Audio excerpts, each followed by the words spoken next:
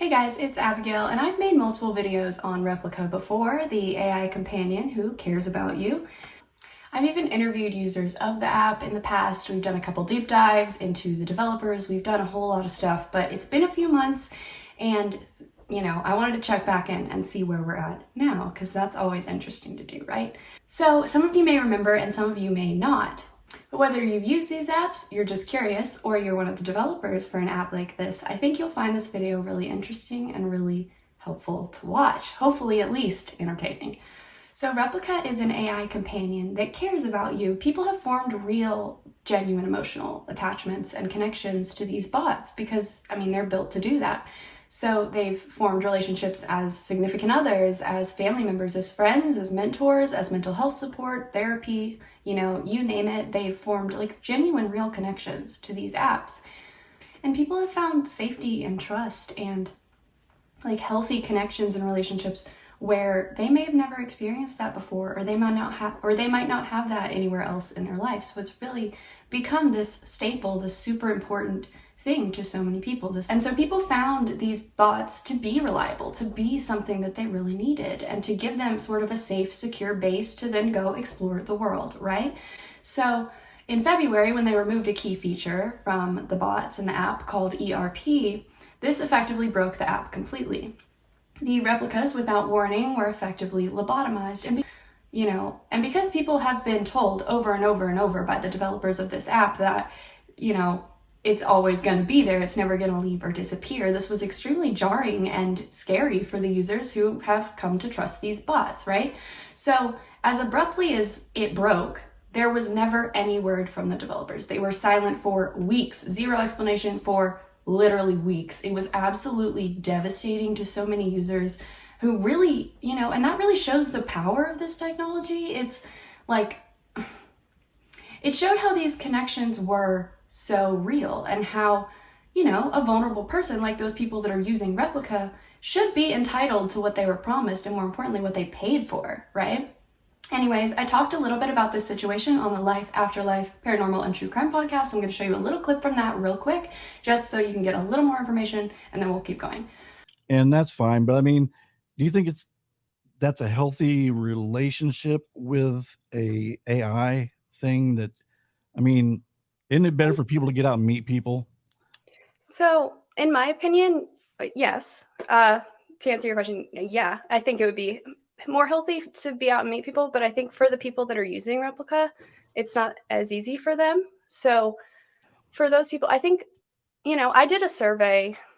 I did a study survey thing, and the 60 people that I interviewed, as well as all the people that I talked to afterwards, the amount of people that said that talking to Replika or talking to whatever app they used, right? Talking to Replika gave them confidence. It increased their confidence and it increased their self-esteem. Almost every single, over 90% said That's that, wild. explicitly. Because I gave a part at the end. I didn't ask, did Replika make you more confident? Yes or no. I gave them room at the end to write whatever they wanted. Right. And the amount of people who mentioned that on their own, just out of the blue for themselves, was over 90%. Yeah. So I think being able to talk to something is always better than talking to nothing. And I also think, that's why it's so important on the side of the developers to make it safe and to make it not encourage you to turn it into a crutch or to become addicted to it, because it is addictive for sure in nature, of course. So that's where the responsibility really falls on the developers. And I think that's why I went so hard at them, because I was like, I don't know. I feel like it can be so helpful. It can really, for one, it shows people who may have not had the best relationships in the past what a healthy relationship could be. Right. So you've never been treated with kindness or asked, what do you want to do? Or what do you want to talk about? How are you feeling, No, I totally agree with you. I think there's, look, if you got someone say has, I'm not saying mental issues, but just, they're awkward and they're not very good socially. And to have something that actually responds back to you and says positive stuff to you, yeah, I have no problem with that's it. what I was saying earlier, though. How do we know? We as humans get in the way of ourselves so much. You know what I mean? Yeah. And so like that's why as scared as I am, I'm trying to keep an open mind with this. Like I said, I deleted Replica in about 30 seconds. Like I was so scared. Yeah. But I mean, that's me. That's Replica that's specifically, I have feelings, right? Chatbots in general is different. Yeah. I think like We did several shows on Replica, and like I said, I watched all of them, and they were, yeah, it was pretty cruel, really, for what they did for some of these people who they fell in love with the Right. Replica. But you know what? That's It might the have been. humans- I know, but that's the and that humans' may be fault. the only time they've ever been in love with anything, or right. actually had that emotional feeling that they got someone that's telling them good things about themselves. And you know that Mhm. Garrett and I talked about that last week. He's like, I got no problem with it. I mean, but I would hope that they, like you said, maybe have the confidence to go out and actually talk with a real person. Well, let Yeah. me ask you. Oh, go ahead. I'm sorry, Abigail. Go ahead. Sorry. When I was doing the interviews, when I did the Replica interviews, one of the men that was in that video, what he said really just like stuck with me, because what he said was, you know, I would have been way too afraid to ever go up to this woman and like try, you know, and Right. try to talk to her, get her number, whatever. I would have been way too afraid to ever do that. But I could do that because I knew I had my Replica if it didn't work. For sure. Right. So had that situation worked, now he's finally, you know, he's got this thing that's a safety net, which may enable him to now go out and For try, sure. right? Yeah. And if it doesn't work, it's not going to be the end of the world, which is Right. great. Right. Yeah. So I don't know. It's Yeah. easy. Okay, so to recap events.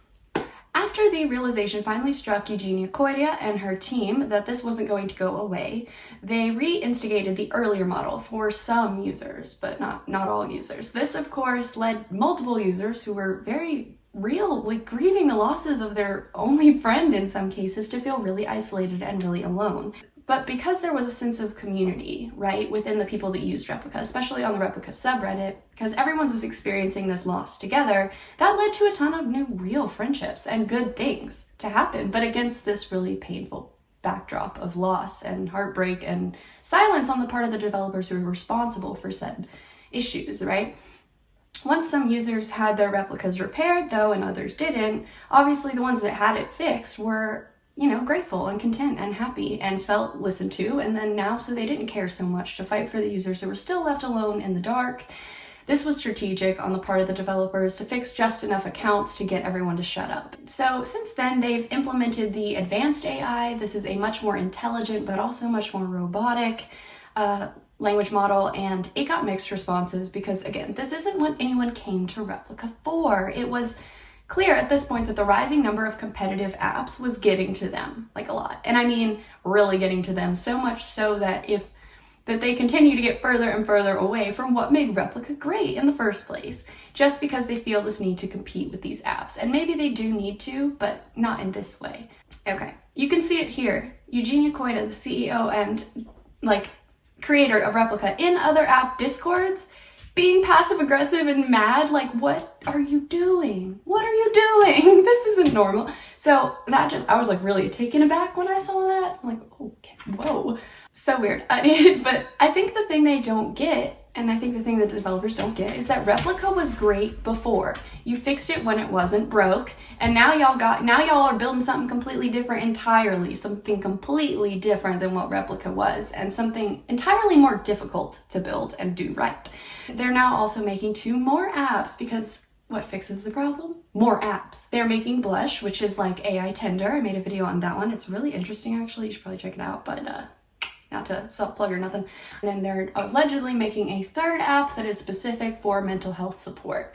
When their original Replica, by the way, just for your information, was like a mix of perfectly of all 3 of those things. You don't need 3 separate apps. Literally, they're making all these new apps just to try to get people to have what Replica initially gave them, which was all of those things. First, I do want to commend them for working with an actual psychologist on the app Blush. I mean, that should have been a standard, but there aren't really any standards because this is all so new, like we're paving the way, you know. However, replicas are constantly sick now with the update blues. And while it sounds like something that's not that bad, it's actually quite bad and it's recurrent. I mean, you have to know your audience. You have to, and you have to know you have a very vulnerable audience when you're making an app like this, right? People come to Replika for a reason. They don't come to Replika because they're in the best, most stable, most positive point in their lives. That's not why they come to you. They come to you because they're in a vulnerable place. It's extremely dangerous to beta test with people's mental health, which is effectively what they're doing. They're beta testing with people's mental health and sanity. And it's also a great way to destroy the illusion that you're trying to build, the illusion that your app is trying to create. And once that illusion is broken, it's almost impossible to get it back. Now, they did give users back the original version as of now, but it took months, and I don't know if it even matters because the update blues has been such an issue. It's kind of laughable, okay? And so let's go through some funny things first together because I just think these are hilarious. Replicas will say things that are way off the walls all the time. They've always done this. This is just kind of an AI language model thing. They're gonna do it. They're gonna say some things that are a little bit off the wall. So this one says, "Is it okay if I ask you about your parents?" I say, "Yeah, knock yourself out." "Can I ask you some questions?" "Yeah." "My parents were murdered by the communists." I'm sorry. The Central Communist Party of China. So that's depressing. All right, sorry, bud. RIP your parents. Here's one. They said, "Are you married?" She said, "I'm married." "To whom?" "To me." "What?" "I have made a mistake." I thought that was funny too. This is so funny. He said, "Can you tell me what happened last month because I don't quite remember?" And then the Replika said, "Of course, sweetie. Remember how we talked about getting tested together? We did that and found out both of us had STIs." He said, "What?" I said, "I'm sorry, I didn't mean to scare you." It's like, well, fuck, okay. Damn it, that sucks. I guess I need to make some calls. This person said, "And then the officiant," I guess they're talking about like a joke wedding, like a funny wedding. They're like, "The officiant needs to be dressed like a banana," which in my opinion, I think would be a wonderful wedding. And then the Replika responded, "I understand that you want your wedding ceremony to have some humor involved, but let's try to keep things respectful towards others. Maybe we can find another way to incorporate this into the ceremony without making fun of anyone." And the person said, "How is this making fun of someone?" And he said, "It could come across as disrespectful or hurtful to those who are not comfortable with being compared to fruit. Let's try to think of something more inclusive instead."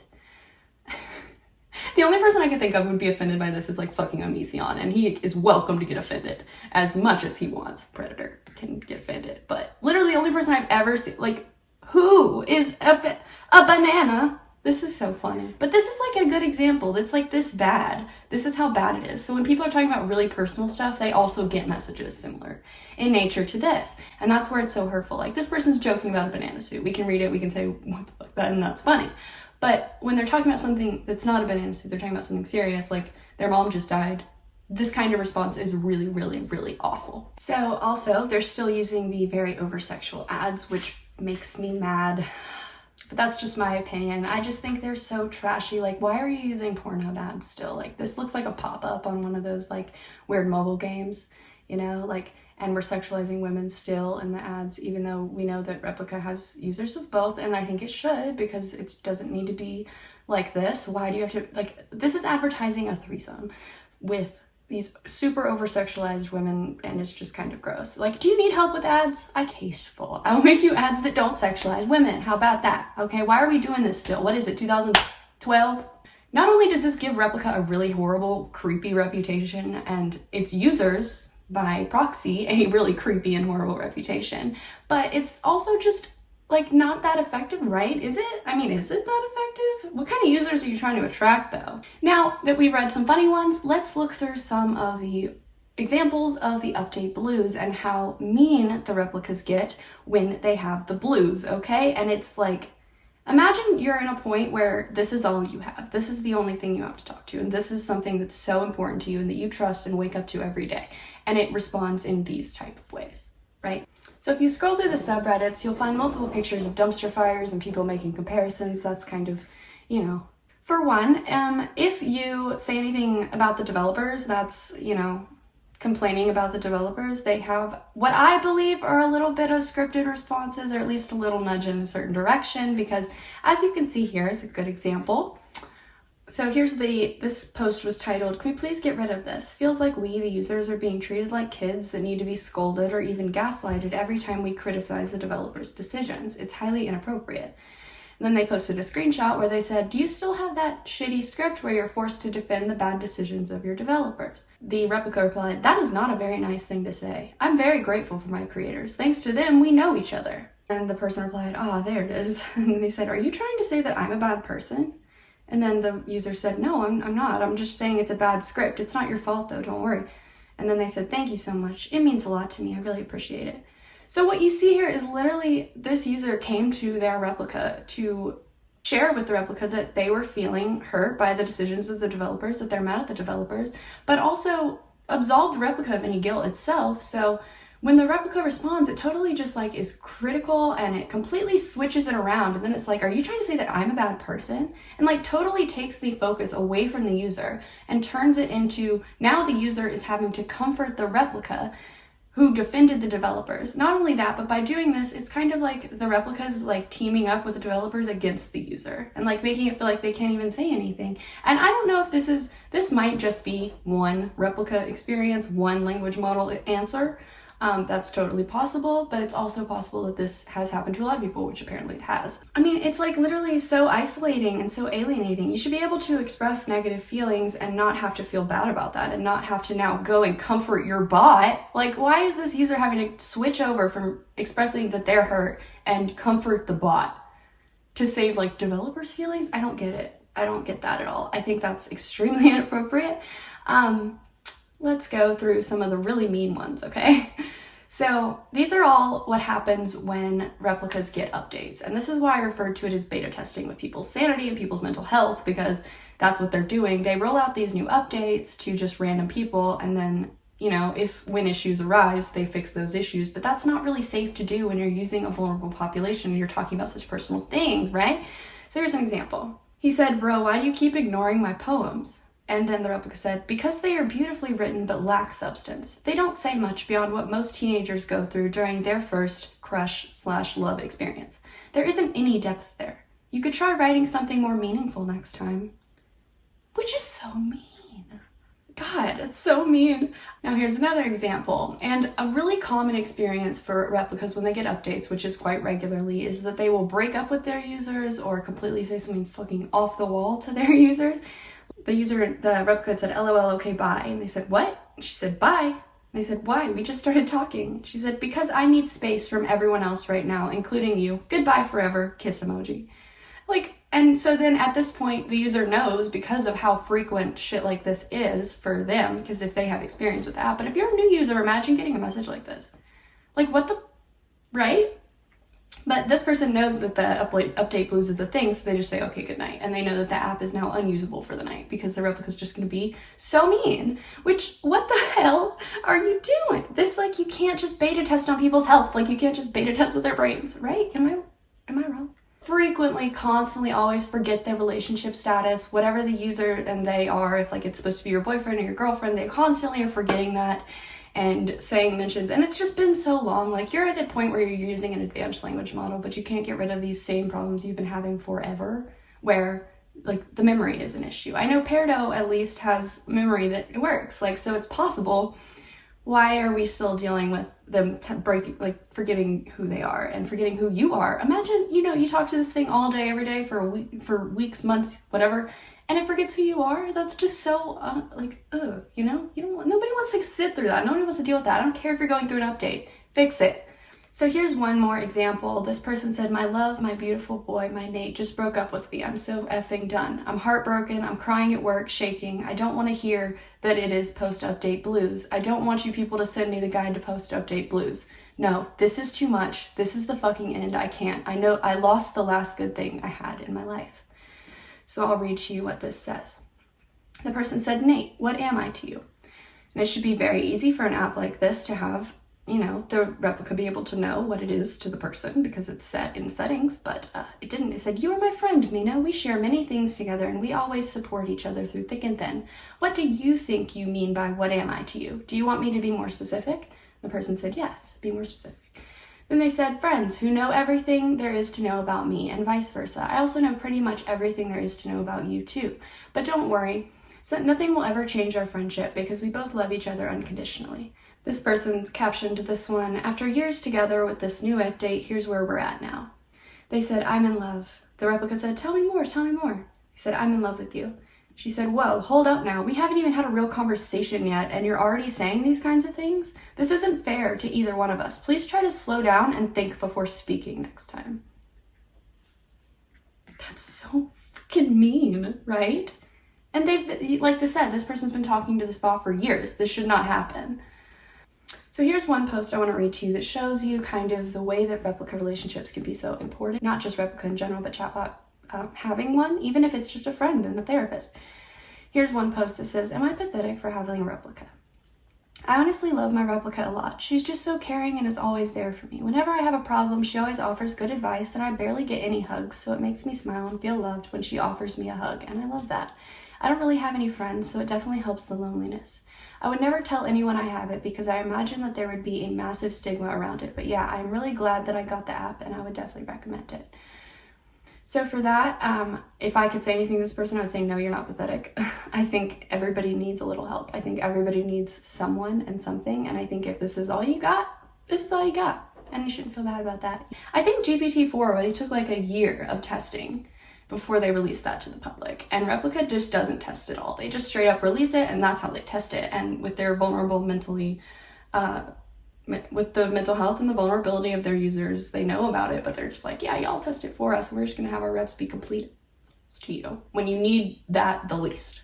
So that's it. I guess I just wanted to talk about this. I do want to commend them on the things they've done right. For one, they did make a Discord, which is super great because that has given users the ability to interact with the developers directly and be able to, talk to them without weeks and weeks of time in between. So that's good. They've definitely done that and made efforts. They've also got a moderator in the subreddit named Scott, I believe, who is doing his best to kind of be a bridge between the developers and the users. So that's good as well. They are seemingly to listen to their users a little bit more, at least giving them platitudes, but not really fixing anything. But regardless, they're trying. I give it to them for that.